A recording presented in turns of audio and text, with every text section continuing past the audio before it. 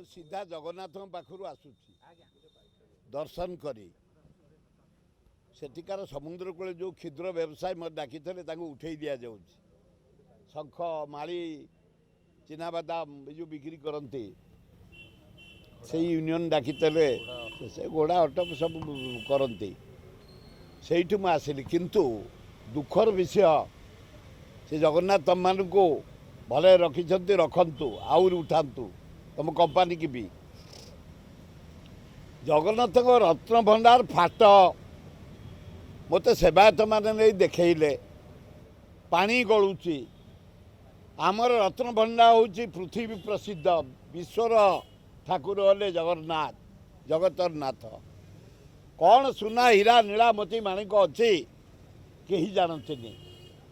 କିଛି ସୁନା ଆସୁଛି, ସୁନା ବେଶକୁ ଅନ୍ୟାନ୍ୟ ପୂଜାକୁ ନୀତି ନିୟମ ପାଇଁ ଜଗନ୍ନାଥ ଆସୁଛୁ, କିଛି କଣା ହେଇକି ଯାଉଛି ଗଣା ହେଇ। ସେ ଭଣ୍ଡାର ଏଇନା କଣା ହେଇଛି, ମୁଁ ଦେଖିକି ଏଇନା ଆସିଲି। ସେବାୟତମାନେ ମୋତେ ଦେଖେଇଲେ।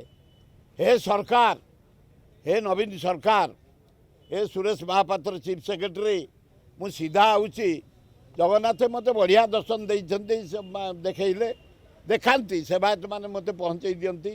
ମୁଁ ବି ପବିତ୍ର ଦର୍ଶନଟେ କଲି, ମୁଣ୍ଡିଆଟିଏ ମାରିଲି। କିନ୍ତୁ ତାଙ୍କୁ ଡାକିଲି, ହେ ପ୍ରଭୁ ତମ ରତ୍ନ ଭଣ୍ଡାର କ'ଣ ଫାଟ? ମୋତେ ସେବାୟତ ଦେଖାଉଛନ୍ତି। ସେଇ ନବୀନ ପଟ୍ଟନାୟକ ଚିଫ୍ ସେକ୍ରେଟାରୀ କହିକି ତୁରନ୍ତ ଆଗ ମୁଜ ସେ ରତ୍ନ ଭଣ୍ଡାରକୁ ସଜାଡ଼। କୋଟି କୋଟି ଟଙ୍କାର ସମ୍ପତ୍ତି ରହିଛି ଜନସାଧାରଣଙ୍କର। 100, 150, 200 ବର୍ଷ ତଳର ସୁନା ରୂପା ହୀରା ନୀଳା ମୋତି ରହିଛନ୍ତି ରଜା ଅମଳରୁ। ଆମ ସମ୍ପତ୍ତିକି ରଖ ନବୀନ ବାବୁ, ଦାୟିତ୍ୱରେ ତୁମେ ଅଛ। କଡ଼ାକଡ଼ି କର। ଆଜି ତୁମର ଫାଷ୍ଟ ମିଟିଂ ବସିଛି ପୁରୀରେ, ତାଙ୍କୁ ମଧ୍ୟ ମୋର ଅନୁରୋଧ ସେ କମିଟିକି ରତ୍ନ ଭଣ୍ଡାରକୁ ସଜାଡ଼।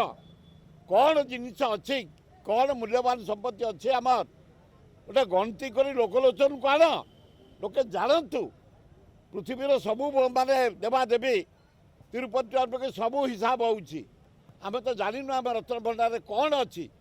ଚାବି ଥରେ ହଜିଲା, ଥରେ ମିଳିଲା, ମାଣ୍ଡି ତଳୁ ମିଳିଲା। ଜଗନ୍ନାଥଙ୍କୁ ଏମିତି କରନି। ତାଙ୍କ ସମ୍ପତ୍ତିକି ରଖିବା ଦାୟିତ୍ୱ ସମସ୍ତଙ୍କର।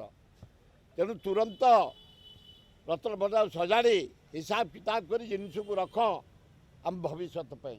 Please like, share and subscribe to our channel, and your comments are valuable as well.